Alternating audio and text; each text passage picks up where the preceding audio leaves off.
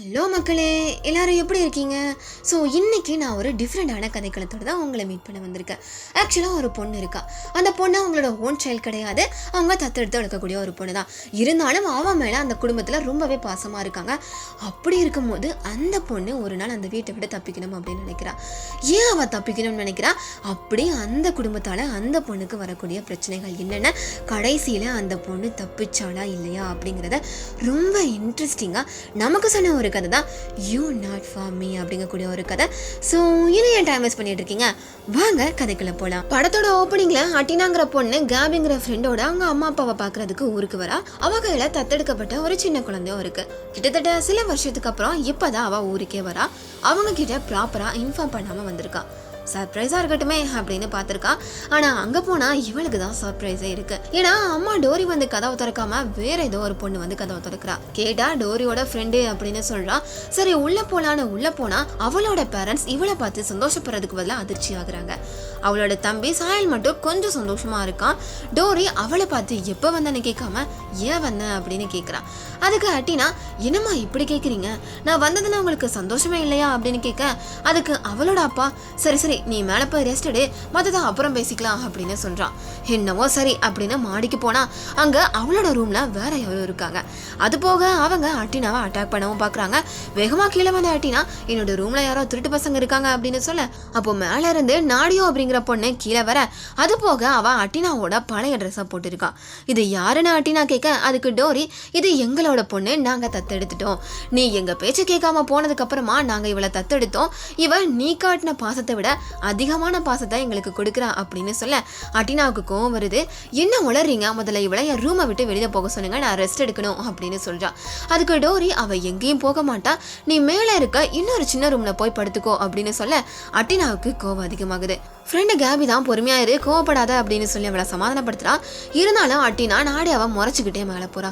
ஏன்னா நாடியாவுக்கு நிறைய இம்பார்ட்டன்ஸ் கொடுக்குறாங்க, இவளை கண்டுக்க கூட மாட்டேங்கிறாங்க. இப்போ கொஞ்ச நேரம் கழிச்சு கேபி எனக்கு பசிக்குது அப்படின்னு சொல்றா. சரி ஏதாவது எடுத்துட்டு வரேன் அப்படின்னு சொல்லிட்டு அட்டினா கீழே வர, அப்படி வரும்போது அவளோட அப்பா டோரி கிட்ட பேசுறத இவ ஒட்டி கேட்கிறா. அவர் என்ன சொல்றாரு அப்படின்னா, இவளை யார் இங்க வர சொன்னது, அவ இங்க தங்கக்கூடாது, வேற எங்கேயாவது போய் தங்க சொல்லு, ஹோட்டல்ல இருக்க சொல்லு, இல்ல திரும்பி ஊருக்கே போக சொல்லு, அதை பத்தி எனக்கு கவலை இல்லை, ஆனா அவ இங்க இருக்கவே கூடாது அப்படின்னு கோவமா கத்திக்கிட்டு இருக்காரு. இதை கேட்டதும் அட்டினாக்கு மனசே வெறுத்துருச்சு. சோ இனிமே இங்க தங்கக்கூடாது, வா போலாம் அப்படின்னு கேபிய கூட்டிட்டு கார்ல ஏறி உட்காரா. அப்போ அவளோட ஆன்டிக்கு கால் பண்ணனா அவங்க நமக்கு ஒரு ரூம் தருவாங்க அப்படின்னு அவ சொல்றா. ஆனா அவங்களும் கால் எடுக்கல. சரி அடுத்து ஏதாவது ஹோட்டலை புக் பண்ணலாம் அப்படின்னு பாக்குறா. எல்லா ஹோட்டலும் புக் இருக்கு, எங்கேயுமே ரூம் அவைலபிளா இல்ல. ஏன்னா இது கிறிஸ்மஸ் டைம், இவங்களுக்கு வர வழி இல்ல, ஊருக்கு இப்போ போக முடியாது. அதனால திரும்ப வீட்டுக்குள்ள போயிடுறாங்க.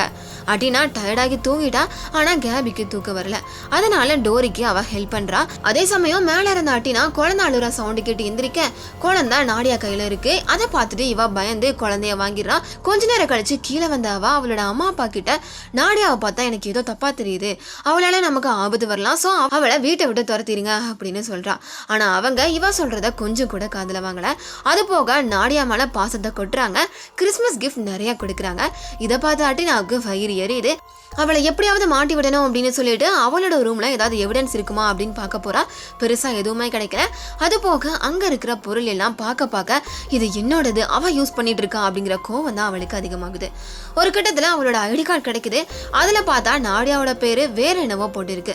மாட்டாடாவா அப்படின்னு நினைச்சுக்கிட்டே கீழே வேகமா போய் அம்மா கிட்ட சொன்னா, வாய மூடிடி, உனக்கு அவ மேல போறாம, நீ விட்டுட்டு போன மாதிரி ஒன்னும் எங்களை அவ விட்டுட்டு போக மாட்டா, ஏமாத்திட்டு போக மாட்டா, அவ தான் எங்களுக்கு முக்கியம், அவ சின்ன பொண்ணு, ஒரு நாள் மழை பெய்யும் போது அவளை பார்த்தோம், சாப்பாடு வாங்கித்தாங்க அப்படின்னு சொன்னா. அந்த சாப்பாடு சாப்பிட்டதுக்கு அவ எங்க வீட்டுல வந்து வேலையும் பார்த்துட்டு போனா.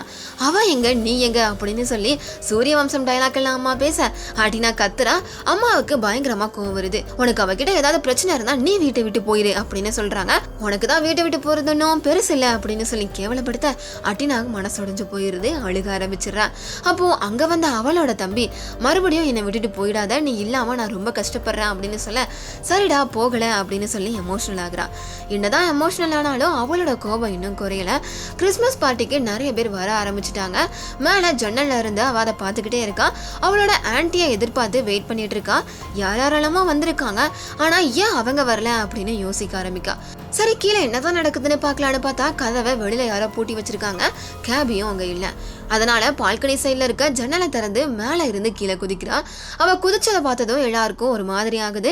கேபியும் என்ன ஆச்சு உனக்கு அப்படின்னு கேட்டுக்கிட்டே வரா. டோரியும் அட்டினாவை பார்த்து ஏன் இப்படி எல்லாம் பண்ற அப்படின்னு கேட்க, அப்போ அட்டினாவுக்கு ஹாண்டி கிட்ட இருந்து கால் வருது. ஏற்கனவே கால் பண்ண போய் எடுக்கல. அதை பார்த்துட்டு தான் அவங்க இப்போ திரும்ப கூப்பிட்டு இருக்காங்க. அவங்க கிட்ட பேசும்போது தான் தெரியுது இங்க கிறிஸ்மஸ் பார்ட்டி நடக்கிறது அவங்களுக்கு தெரியாதுன்னு. அவங்க கிட்ட பேசிட்டு உள்ள போய் பார்த்தா அங்க பார்ட்டியில வந்தவங்க எல்லாரும் உட்காந்து சாப்பிட்டுட்டு இருக்காங்க. நிக்கோலஸ்னு ஒரு பெரிய மனுஷன் வந்திருக்கான். அவன் பேச்சதான் எல்லாரும் கேட்குறாங்க.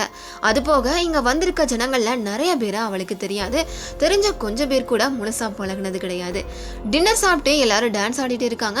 அப்படி ஆடிக்கிட்டு இருக்கும் போது அட்டினாவோட அப்பா என்ன பண்றாரு அப்படின்னா, எல்லாரும் ஒரு நிமிஷம் கவனிங்க, இப்போ என்னோட மகளை உங்களுக்கு அறிமுகப்படுத்த போறேன் அப்படின்னு சொல்றான். உடனே அட்டினா எந்திரிக்க, நீ இல்ல நாடியா தான் என்னோட பொண்ணு அப்படின்னு எல்லாருக்கும் இன்ட்ரடியூஸ் பண்ணி வைக்கிறான்.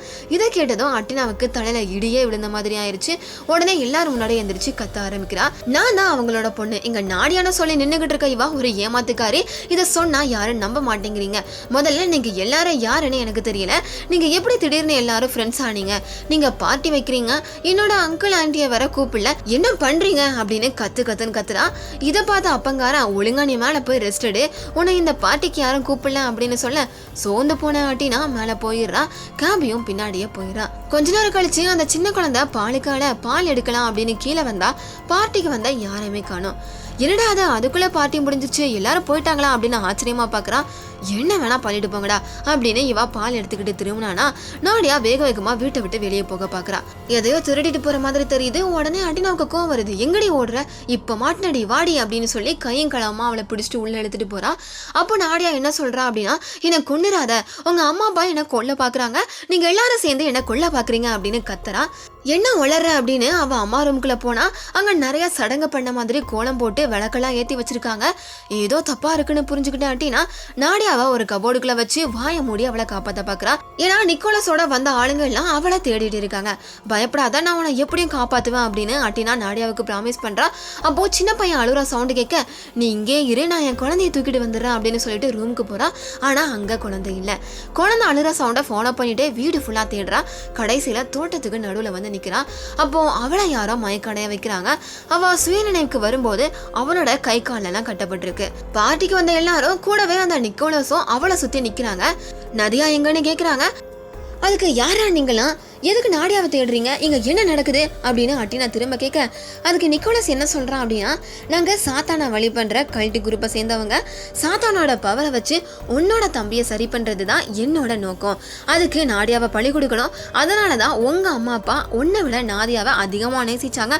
அப்போதான் பழி கொடுக்கும் போது அந்த பழியை சாத்தான் ஏத்துக்கும் அப்படின்னு சொல்ல, அட பைத்தியக்கார நாய்களா, உங்களுக்குலாம் மனசாட்சியும் இல்லையா, அது எப்படின்னா ஒருத்தரை கொண்டு ஒருத்தரை சரி பண்ண முடியும் அப்படின்னு அட்டினா கேட்க, இவகிட்ட பேசி பிரயோஜனம் இல்ல, கொண்டு வாங்க அந்த குழந்தைய, நாடியா இல்லாட்டி பரவாயில்ல, இந்த குழந்தைய பழி கொடுத்து அவளோட தம்பியை சரி பண்ணலாம் அப்படின்னு குழந்தையோட கழுத்தை நிக்கோலஸ் அறுக்க போக, அப்படி ஒண்ணும் பண்ணிடாதீங்க, அவ வீட்டுக்குள்ள இருக்க கபோர்ட்ல தான் ஒளிஞ்சிட்டு இருக்கா அப்படின்னு அட்டினா போட்டு கொடுத்துற. அவ்வளவுதான், இவங்க எல்லாரும் போய் நாடியாவை இழுத்துட்டு வந்து கழுத்தை அறுத்து சாவடிக்கிறாங்க. அந்த ரத்தத்தை எல்லாரும் மூஞ்சிலையும் பூசுறாங்க. இதை பார்த்தா அட்டினா அன்கான்சியஸ் ஆகிட்டாங்க. அப்படியே சீன் கட் ஆகுது. அவ கண் முழிக்கும் போது பெட்ல படுத்திருக்கா. பக்கத்துல குழந்தையும் காணும், கேபியையும் காணும். கீழே வந்து பார்த்தா எல்லாமே நார்மலா இருக்கு. அங்கிள் அண்ட் ஆன்ட்டி வந்திருக்காங்க. என்னம்மா நேத்து வந்த உடனே தூங்கிட்டேன், இப்பதான் எந்திரிச்சு வரியா அப்படின்னு கேட்க, இவளுக்கு ஒண்ணுமே புரியல. நேத்து என்ன நடந்துச்சு, நடந்தது உண்மையா இல்ல நமக்கு வந்த கனவா அப்படின்னு ரொம்ப கன்ஃபியூஸ் ஸ்டேஜ்லயே அட்டினா இருக்கா. நேத்து ஃபுல்லா மூஞ்சு தூக்கி வச்சுட்டு இருந்தா அப்பா இன்னைக்கு கலகலன்னு பேசிட்டு இருக்காரு. எல்லாரும் நல்லபடியா அவகிட்ட பேசுறாங்க, ஜாலியா இருக்காங்க.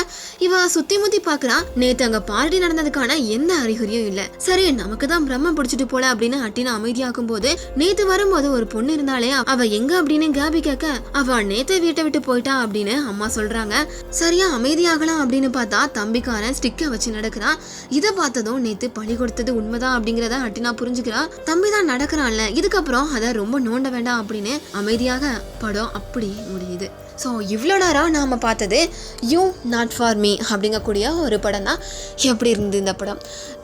ஸோ இது மாதிரி இன்னொரு ஒரு இன்ட்ரெஸ்டிங்கான படத்தோட நான் உங்களை வந்து மீட் பண்ணுறேன். Until then bye friend Kavya, and thanks for வாட்சிங்.